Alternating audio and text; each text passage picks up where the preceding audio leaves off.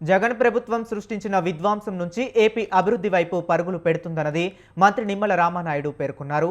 పశ్చిమ గోదావరి జిల్లా పాలకొల్లులో కోట్ల రూపాయలతో జరుగుతున్న అభివృద్ధి పనులకు మంత్రి పరిశీలించారు.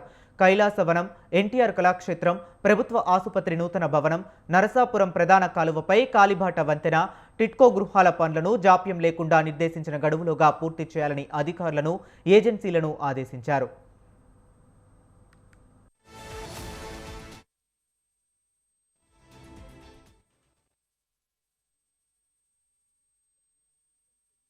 అభివృద్ధిలో ముందుకెళ్లినటువంటి పాలకులని మళ్ళీ 19, 24, 5 సంవత్సరాల్లో మళ్ళీ ఏదైతే విధ్వంసంతో వెనక్కి తీసుకుపోయారో మళ్ళీ పాలకులని అగ్రస్థానంలో అభివృద్ధిలో నడిపించేటువంటి విధానంలో భాగంగానే ప్రతి వారము కూడా ఏదైతే అంబేద్కర్ భవనం దగ్గర నుంచి, గౌడశెట్టి బల్జీ భవనం దగ్గర నుంచి, షాదీఖానా దగ్గర నుంచి, ఏదైతే త్రాగునీరు సరఫరా ట్యాంకర్స్ దగ్గర నుంచి, బరిల్ గ్రౌండ్ దగ్గర నుంచి, పార్క్స్ దగ్గర నుంచి, కళాక్షేత్రం దగ్గర నుండి, ఎన్టీఆర్ టిట్కో ఇళ్ల దగ్గర నుండి, ఏదైతే మెడికల్ ఆసుపత్రి దగ్గర నుండి ప్రతిదీ కూడా మరి క్షుణ్ణంగా పరిశీలిస్తూ అధికారులకి ఆదేశాలు ఇస్తూ సమయం మించిపోకుండా పనులు పూర్తి చేయాలి.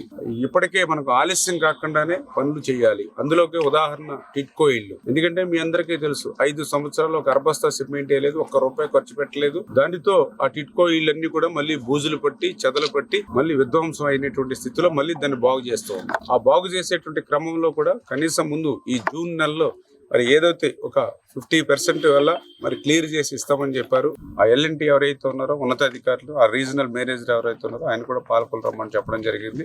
యుద్ధ ప్రాతిపదిన ఇచ్చినటువంటి మాట ప్రకారం మరి ఆయన డైవర్షన్ అంటే వేరేటికి మరలించాడని అంటే ఎంత దుర్మార్గమైన పాలన జరిగింది. వాటన్నింటినీ సరిదిద్దుకుని అంటే గత ప్రభుత్వం వల్లే నిర్లక్ష్యం ఉండకూడదు, నిర్లిప్తత ఉండకూడదు. ప్రతి రోజు, ప్రతి గంట, ప్రతి వారము కూడా వాల్యుబుల్